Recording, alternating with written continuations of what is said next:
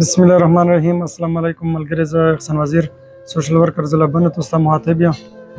ملګری ته ماشاءالله دوه درې ځې پوتې دي،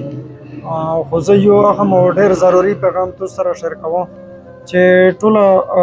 رژه میاشت زه چې رژه مو ته کنو هسپتال ته چکر لګوم چې څرنګه ها رژه مو تیږي زه ډایرکټ زو نور ورڅاو نو دا سریز نه دوی تر چې دلته شي یواد به جنوزه د دې هسپتال نه نوی وتلې روزانه دوه درې جنوزه خامخا درېمي سوجه یا جګړه یا موټر سایکل اکسیډنټ نن ها یو ځوان لوړه دغه دنینه او یو دنه پېښور طرف فرشه نو دا اکسیډنټ نه روزانه کې زه خاص کر ځوانانو ته ریکوست کوم کمینات کوم چې کسې توس خدای دغه دنینه چې د کیم لوړه دي ته څه پته راګیږي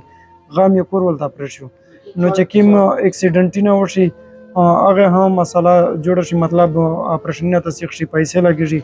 ډېر څه کېږي نو زه دا ریکوست کوم چې د دوه درې ډیره گزاره وکړي بلکې ټول عمر په چار دو سپیډ وال ته ضرورت نشته ده او بل اوس عید مخه دا خپل کورینه بل باچ ماندې خواندې ما په غم ډوب درشه